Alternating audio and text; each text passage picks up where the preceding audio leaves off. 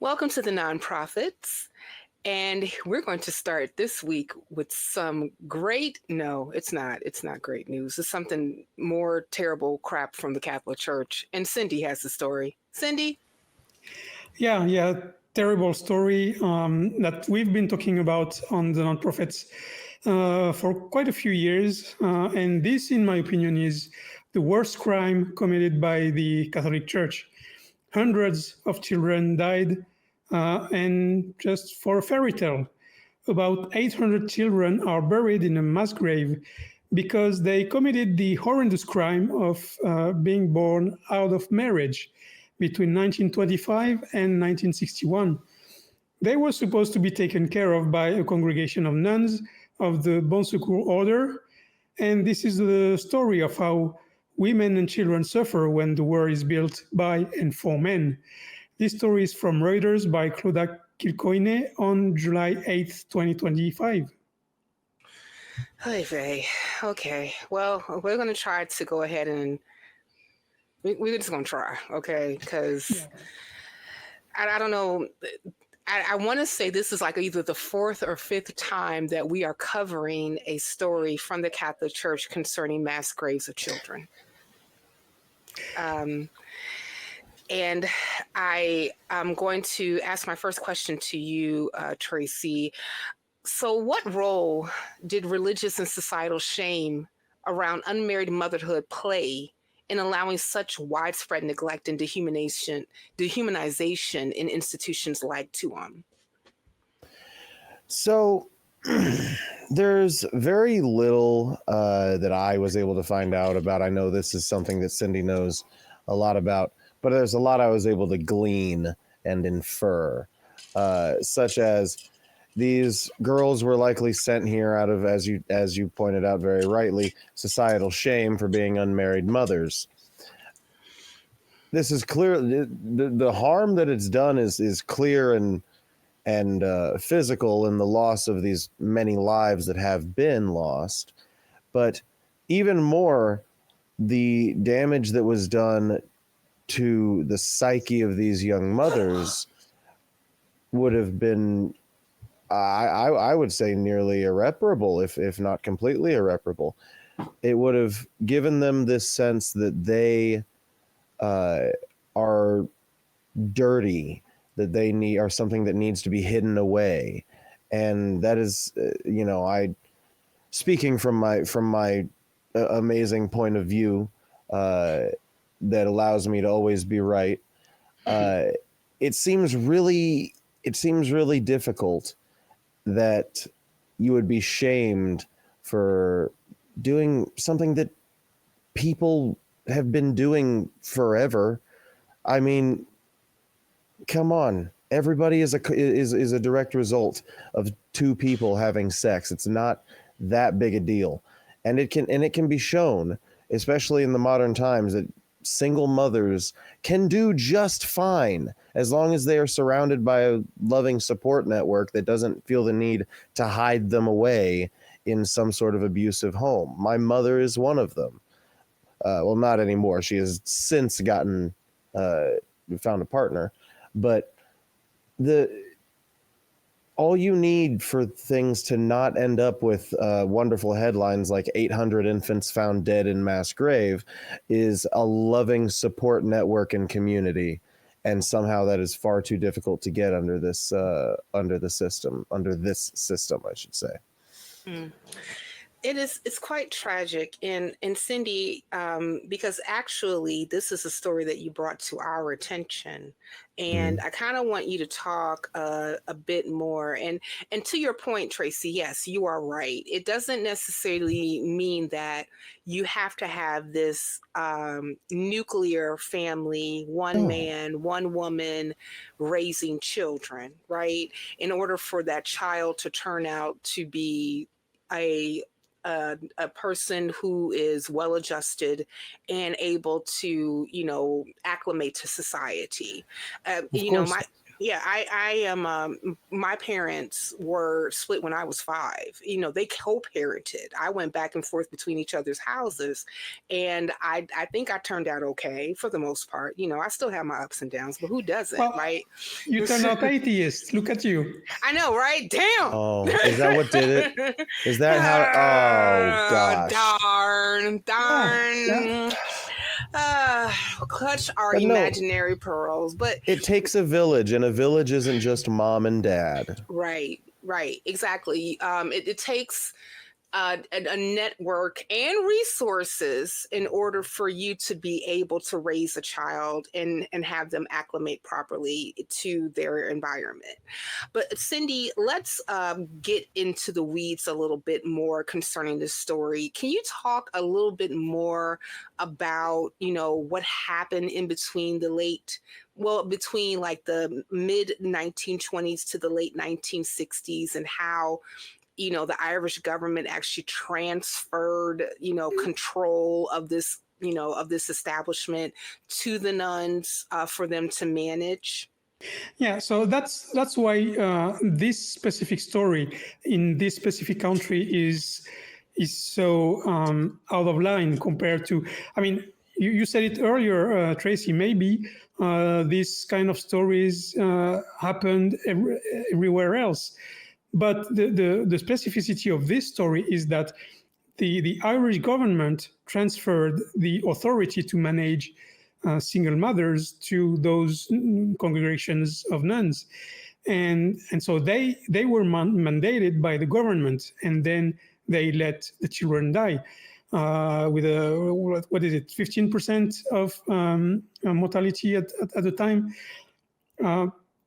But to me, we need to look at this event in the broader context. So the context is the entire society at the time in the 1920s is controlled by religious figures. And so those religious figures decided that anyone who had sex outside marriage has to be shunned and punished. But the thing is, for this to happen, you have to have a man and woman having sex. Okay, both are in charge then, but then the man has to leave because that's what happens most of the time, right?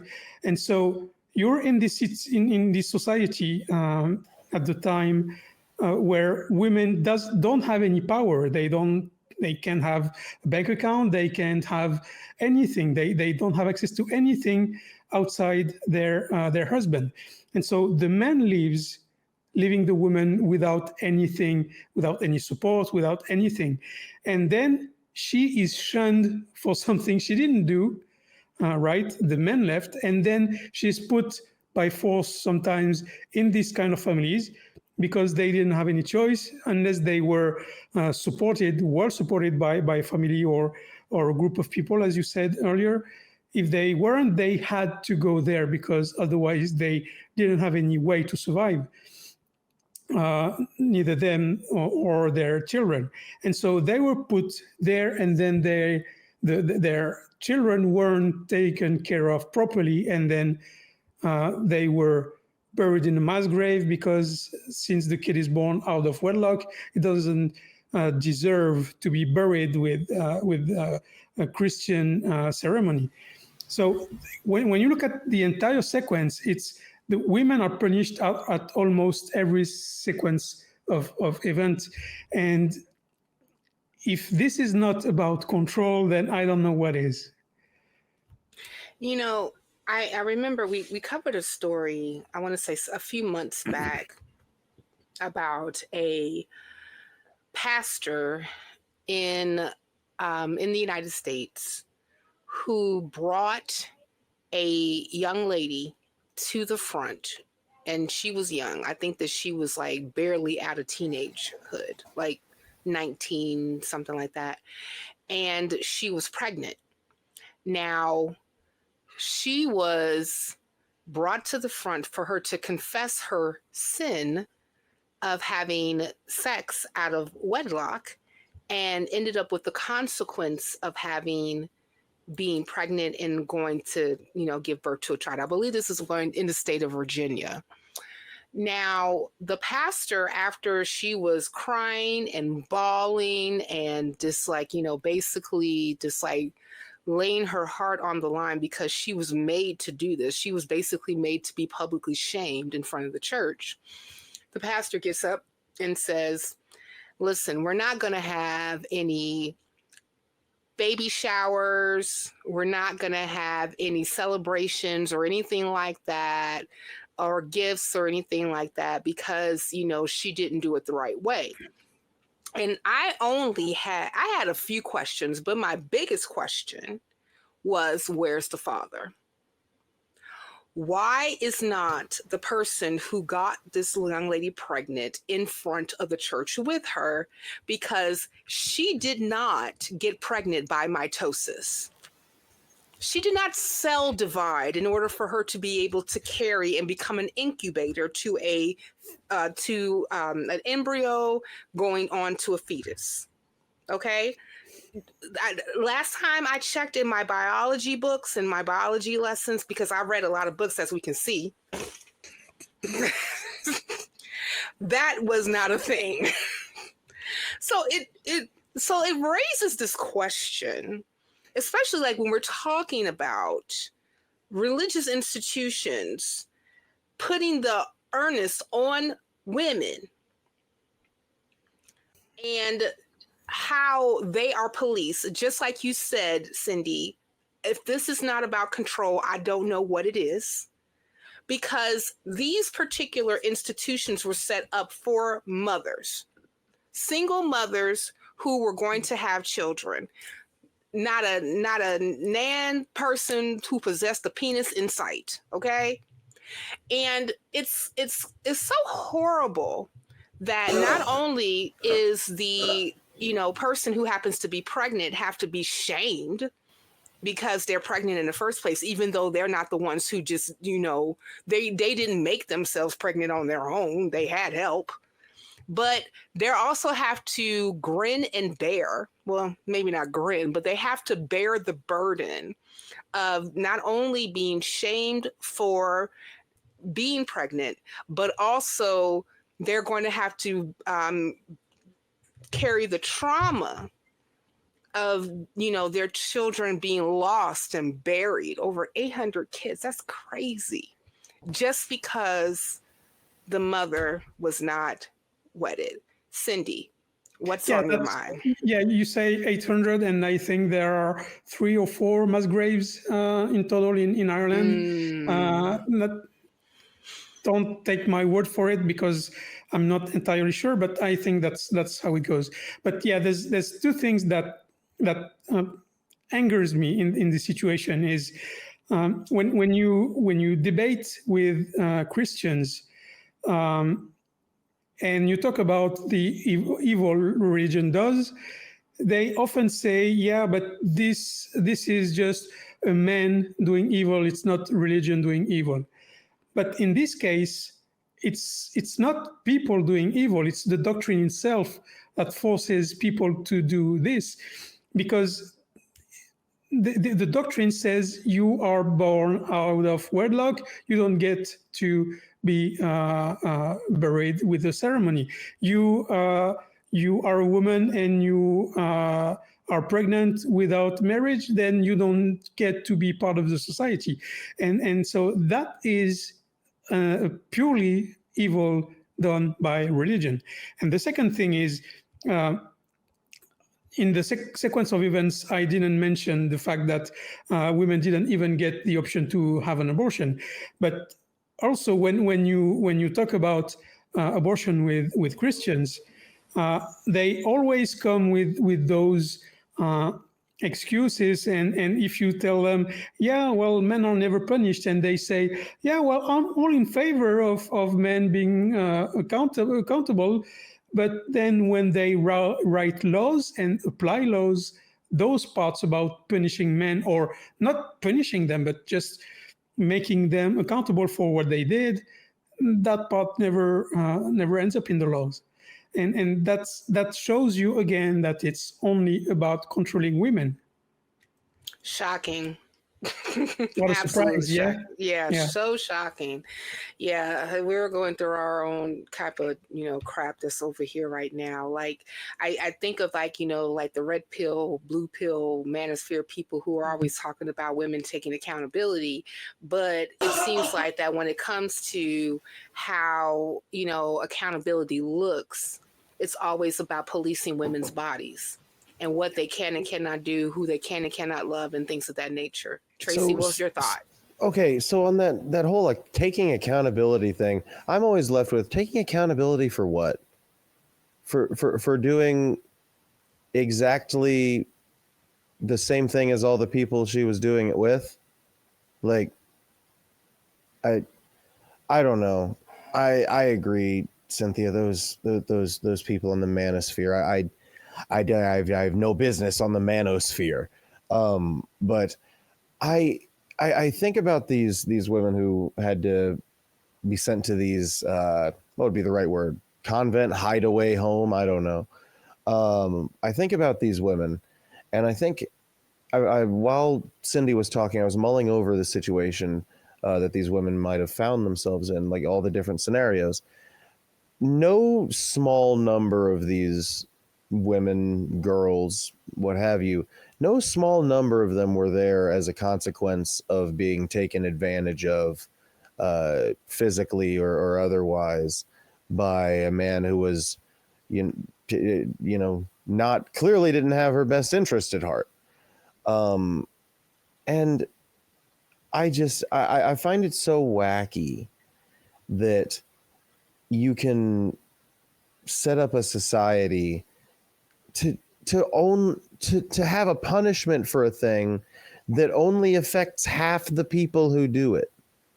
It's just kind of silly and stupid and arbitrary, but I don't have that much to add. I think you've both spoken very wonderfully about this. Yeah, it's almost like having a prison system that punishes disproportionately a certain group of people over the others, right? Oh, well, that's just because the slave catchers became the highway patrol in a lot of states. So, yeah. I mean, it's just how it all works out. It's how it all flows. Right. I mean, come on, Cindy. You know how we do things here in America. Obviously, Yeah, we got stuff, correct. I mean, duh. Yeah. We're the best country in the world, except for all those like 70 other countries that are better than us. Exactly. But, I have a question for both of you because, like, I think that we clearly can see what the problem is here and what, unfortunately, these dire issues are when religion controls instead of reason. So what does justice really look like here? Cindy, what's your thoughts? And then Tracy. Well, I think making sure that your government is 100% secular, then in this case, the congregations would never have had control on those women because it's the government that gave them the transferred the power. So I think that's the first step, yes, and then having critical thinking taught in schools. I've been saying for 5 years. Yes, you have. Yes, you have. What about you, Tracy? What do you think that justice looks like here? Unfortunately, justice here is probably impossible. This is a thing that cannot be made right. And furthermore, the particular nuns who were doing all this, I don't know where they are. You said this ended in the 60s, so the youngest of them is in their, what would that be now? That was 60 years ago. The youngest is in their 80s. Like there's nothing can be done at this point other than to, do what they're attempting, which is do what is possible to identify the remains and distribute them to the loved ones. I think maybe the church can be held accountable for that loss of life. I think that could definitely be some realm, but that, if you want to call that justice, okay, I see it more as a punishment, but that, because there's nothing can make that just. Yeah, for the record, the congregations refused to give any name of women or children to the justice when they were confronted until the end. They never gave up anything. Well, I have a reflection if you guys want to hear it. Sure. Hit me with your best shot. Bam. Take it away. Well, the excavation of Tuam is a solemn reminder of what happens when institutions, particularly those with unchecked religious authority, prioritize doctrine and image over compassion and accountability. Nearly 800 children that we know of, some days old, were denied the most basic dignity of life and in death.